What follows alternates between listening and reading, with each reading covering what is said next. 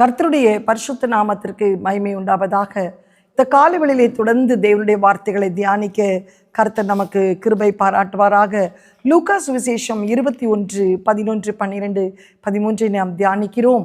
பலவிதமான கடைசி காலம் நடக்கிற சம்பவங்கள், அதிலே பஞ்சத்தை குறித்து தியானித்து கொண்டு வருகிறோம். முதல் நாள் வசன பஞ்சம், அன்பின் பஞ்சம், ஐக்கியத்தின் பஞ்சம். இந்த நாளிலே கூட ரட்சிப்பின் பஞ்சத்தை குறித்து தியானிக்க கர்த்தர் கிருபை செய்வாராக. ஏசியா தீர்க்கதரிசன புத்தகம் 59:1-2 வாசிக்கும் போது, இதோ ரட்சிக்கக்கூடாதபடி கர்த்தருடைய கை குறுகி போகவும் இல்லை, கேட்கக்கூடாதபடி அவருடைய செவி மந்தமாகவும் இல்லை. உங்கள் அக்கிரமங்களே உங்களுக்கும் உங்கள் தேவனுக்கு நடுவாக பிரிவினை உண்டாக்குகிறது. உங்கள் பாவங்களே அவர் உங்களுக்கு செவி கொடாதபடி அவருடைய முகத்தை உங்களுக்கு மறைக்கிறது. ஆண்டவர் சொல்கிறார், ரட்சிக்கக்கூடாதபடி கை குறுகி போகவும் இல்லை, செவி மந்தமாகவும் இல்லை. என் கை நீட்டப்பட்டிருக்கிறது. யார் மேல் இரக்கமாக இருக்க சித்தமாக இருக்கிறேனோ அவர்கள் மேல் இரக்கமாக இருக்க, யார் மேல் கிருபையாக இருக்க சித்தமாக இருக்கிறேனோ அவர்கள் மேல் கிருபையாக இருக்க என் கை நீட்டப்பட்டிருக்கிறது, என் செவிகள் மந்தமாகவில்லை. ஆனால் இன்றைக்கு ரட்சிப்பின் பஞ்சம் வருவதற்கு காரணம் என்ன? உங்கள் அக்கிரமங்களே உங்களுக்கும் தேவனுக்கு நடுவாக பிரிவினையை உண்டாகுகிறது. உங்கள் பாவங்களே அவர் உங்களுக்கு செவி கொடாதபடிக்கு அவருடைய முகத்தை உங்களுக்கு மறைக்கிறது. இன்றைக்கு அநேக ஜனங்கள் ரட்சிக்கப்படாததுக்கு காரணம் என்ன தெரியுமா? அவருடைய பாவங்கள், அவருடைய அக்கிரமங்கள் தேவன் முகத்தை அது மறைத்து விடுகிறது. ஆனால் ஆண்டவர் சொல்றார், என் கை நீட்டப்பட்டிருக்கிறது, என் கை குறுகி போகவில்லை, என்னுடைய கர்த்தருக்கு ஸ்தோத்திரம், செவி மந்தமாக்கவில்லை. இன்றைக்கு நீ மனம் திரும்பு, பாவத்திலிருந்து விடுதலை பெற உன்னை ஒப்புக்கொடு. பெரிய ஒரு ரட்சிப்பை நீயும் பெற்றுக்கொள்வாய். நீ ரட்சிக்கப்படும் போது உன் வீட்டாரும் ரட்சிக்கப்பட கர்த்தர் கிருபை பாராட்டுவாராக. அந்த நாட்களிலே ஒவ்வொரு நாளும் அப்போஸ்தலர் நடவடிக்கைகளை வாசிக்கும் போது ஒவ்வொரு நாளும் எத்தனை பேர் ரட்சிக்கப்பட்டார்கள் தெரியுமா? 3000. இன்னைக்கு 3 பேர் கூட ரட்சிக்கப்படலை. 5000, 7000 பேர் ரட்சிக்கப்பட்டார்கள். அதற்கு காரணம் என்ன தெரியுமா? அன்றைக்கு உபதேசம் மனம் திரும்புதலை குறித்தே இருந்தது. இயேசு கிறிஸ்து செய்த முதல் உபதேசம், மனம் திரும்புங்கள், பரலோக ராஜ்யம் சமீபித்திருக்கிறது என்று சொல்லி. யோவான் ஸ்நானகர் பிரசங்கம் பண்ண முதல் பிரசங்கம், மனம் திரும்புங்கள், பரலோக ராஜ்யம் சமீபித்திருக்கிறது என்று சொல்லி. சீஷர்கள் பிரசங்கம் பண்ண மனம் திரும்புங்கள், பரலோக ராஜ்யம் சமீபித்திருக்கிறது.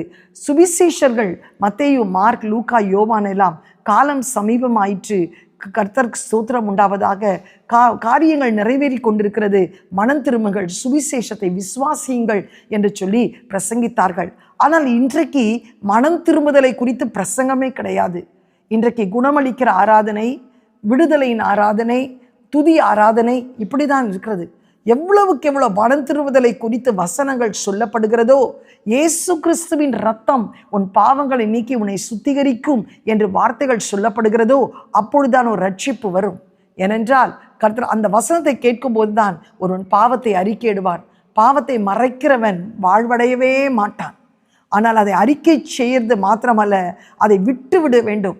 பாவத்தின் சம்பளம் மரணம், பாவம் செய்கிற ஆத்துமா சாகும், தீய நோக்கம் பாவம்.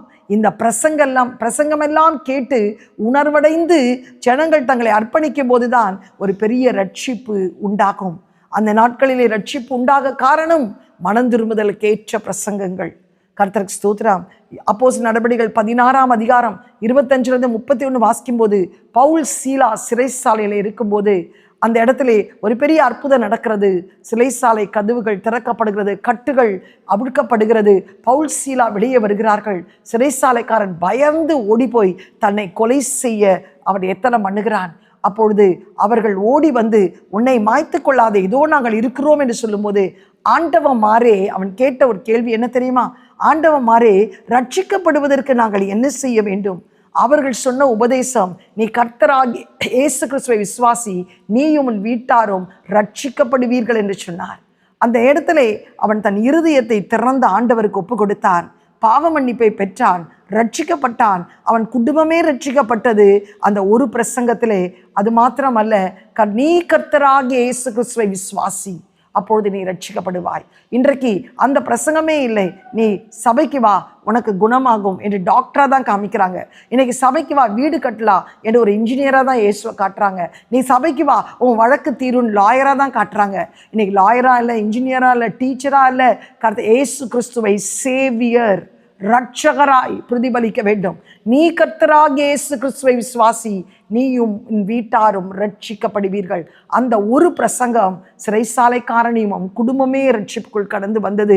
அது மாத்திரமா, அதே அதிகாரத்திலே 16 அப்போஸ்தலர் நடபடிகள் 16 அதிகாரத்திலே பார்க்கும்போது தியாத்தீரா என்று ஊராளும், ரத்தாம்பர 14 வசனம் 16-14 ஊராளும் விற்கிறவளும் தேவனை வணங்குமாகி லீதியாள் என்னும் பேருள்ள ஒரு ஸ்திரீ பவுல் பேசுகிறதை கேட்டுக்கொண்டிருக்கும் போதே கர்த்தர் அவள் இருதயத்தை திறந்தார். அவள் இருதயத்தை திறந்த உடனே அவள் ரட்சிக்கப்படுகிறாள். அவள் செய்த ஒரு காரியம் என்ன?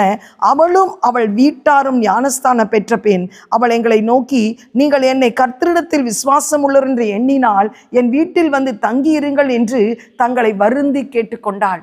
லீதியாள் உள்ளம் திறக்கப்பட்ட போது அவள் ஆண்டவரை ஏற்றுக்கொண்டு அவள் குடும்பம் முழுவதையும் ரட்சிப்புக்குள் நடத்தினார். இதே அப்போஸ்தலர் 18 அதிகாரம் 1-2 வாசிக்கும் போது கர்த்தருக்கு ஸ்தோத்திரம், யூதர் எல்லாரும் ரோமபுரியை விட்டு போகும்படி கிலவுதிராயன் கட்டளையிட்டபடினால் இத்தாலியாவில் இருந்து புதிதாய் வந்திருந்த போந்து தேசத்தால் ஆக்கிலா என்னும் நாமமுள்ள யூதனையும் அவன் மனைவியாகிய பிரிஸ்கில்லாவையும் அங்கே கண்டு அவ்விடத்தில் போனான். அவர்கள் கூடாரம் பண்ணுகிற தொழில்களாய் இருந்தார்கள்.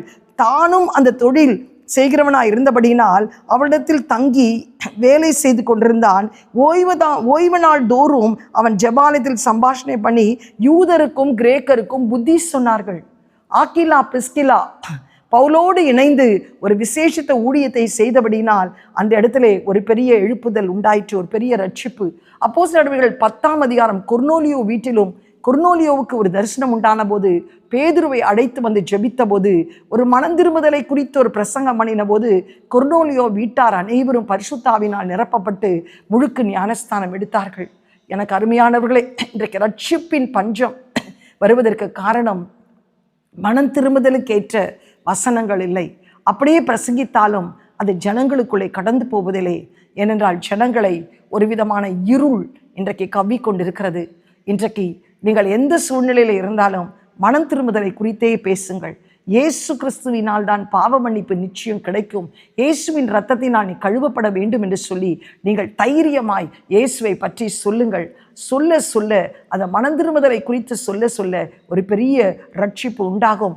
அந்த சிறைசாலையில் இருந்த ஒரு ரட்சிப்பு, தியாத்தீரா ஊரில் இருந்த ஒரு ரட்சிப்பு, கொர்நேலியு வீட்டில் இருந்த ஒரு ரட்சிப்பு, கர்த்தருக்கு ஸ்தோத்திரம், ஆக்கிலா பிரிஸ்கில்லா மூலமாய் இருந்த ஒரு பெரிய ரட்சிப்பை உங்களால் காணப்பட முடியும். கர்த்தருடைய பரிசுத்த நாமத்திற்கு மகிமை உண்டாவதாக. இந்த காலை வேளையிலே ஆண்டவர் சொல்லுகிறார், ரட்சிப்பு கர்த்தருடையது, செபிப்பது நம்முடைய கிரியை, ரட்சிப்பது தேவனுடைய கிருபை. நோவா பேழைக்குள் வந்தபோது நோவா குடும்பம் முழுவதையும் கர்த்தர் பேழைக்குள் வைத்து காப்பாற்றினார் அல்லவா? இன்றைக்கு நீ ரட்சிக்கப்பட்டிருக்கிற நிமித்தம் உன் குடும்பம் முழுவதையும் கர்த்தர் ரட்சிப்புக்குள் அழைத்து வர வல்லமை உள்ளவராய் இருக்கிறார். நீ மனந்திருவதை குறித்து தைரியமாய் சொல். அநேகரை கர்த்தர் ரட்சிப்புக்குள் அழைத்து வர கர்த்தர் கிருபையுள்ளவராக இருக்கிறார். கண்களை மூடி ஜெபிப்போமா? எங்களை அதிகமாய் நேசிக்கிற நல்ல தகப்பனே, இந்த காலை வேளையிலும் அப்பா, ரட்சிப்பின் பஞ்சம் எங்களுக்குள்ளே, எங்கள் குடும்பங்களுக்குள்ளே, எங்கள் சபைகளுக்குள்ளே, எங்கள் சமுதாயத்துக்குள்ளே வந்துடக்கூடாது அப்பா. ஆண்டவரே, ரட்சிக்கக்கூடாதபடி என் கை குறுகி போகவும் இல்லை, என் செவி மந்தமாகவும் இல்லை என்று சொல்லியிருக்கிறீர். ஆனால் எங்களுடைய அக்கிரமங்கள், எங்களுடைய பாவங்கள், எங்களுடைய மீறுதல்கள் அப்பா ஆண்டவரே உம்முடைய முகத்தை எங்களுக்கு மறைக்கிறது சுவாமி. ஏசப்பா, இன்றைக்கு அந்த நாட்களிலே அப்பா 3000, 5000, 7000 பேர் ரட்சிக்கப்படுகிறதுக்கு காரணம் இயேசு கிறிஸ்து மனம் திரும்புதலை குறித்த பிரசங்கம், யோவான் ஸ்நானகன் மனம் திரும்புதலை குறித்த பிரசங்கம் அப்பா, சீஷர்கள் மனம் திரும்புதலை குறித்த பிரசங்கம், சுவிசேஷம் சொன்ன மத்தேயு, மார்க், லூக்கா ஆண்டவரை மனம் திரும்புதலை குறித்து பிரசங்கித்தார்கள் அப்பா. மனம் திரும்புங்கள், காலம் நிறைவேறிற்று என்று சொன்னார்கள் அப்பா. நாட்கள் சமீபித்திருக்கிறது என்று சொன்னார்கள். மனம் திரும்புங்கள், சுவிசேஷத்தை விசுவாசியுங்கள் என்று சொல்கிறதை நாங்கள் பார்க்கிறோமே. இன்றைக்கு நாங்களும் அப்பா அந்த மனம் திரும்புதலை குறித்து பிரசங்கிக்க எங்களுக்கு உதவி செய்யும். கொர்நேலியு வீட்டிலே ஒரு எழுப்புதல், ஆண்டவரே லீதியாள் வீட்டிலே ஒரு எழுப்புதல், சிறைசாலைக்காரன் வீட்டிலே எழுப்புதல், ஆக்கிலா பிரிஸ்கில்லா அப்பல்லோவின் மூலமாய் எழுப்புதல் வர காரணம் அவர்கள் எல்லாம் மனம் திரும்புதலை குறித்து திட்டமாய் ஆண்டவரை உறுதியாய் பிரசங்கித்ததை நாங்கள் பார்க்கிறோமே. இந்த காலை வேளையிலும் அப்பா ஒவ்வொரு குடும்பமும் மனம் திரும்பணும் அப்பா. யார் மேல் இரக்கமா இருக்க சித்தமா இருக்கிறேனோ அவர்கள் மேல் இரக்கமா இருப்பேன் சொன்னீரே. கிருபையா இருக்க சித்தமா இருக்கிறேனோ கிருபையா இருப்பேன் சொன்ன தேவன் அப்பா ஒவ்வொருவரையும் ஆண்டவரே அந்த ரட்சிப்பின் பேழைக்குள் அழைத்து வாரும். ஒரு ரட்சிப்பின் கீழ்காற்றியங்கள் பகுதியிலே வீசட்டும் அப்பா. அனுதினமும் சபைகளே ரட்சிக்கப்பட்ட ஜனங்கள் சேரட்டும் அப்பா. இந்த ரட்சிப்பின் பஞ்சம் எந்த விதத்திலும் வராதபடிக்கு கர்த்தர் காத்துக்கொள்ளும். இயேசுவின் மூலம் ஜெபிக்கிறோம் நல்ல பிதாவே, ஆமேன். God bless you. Have a blessed day. Amen.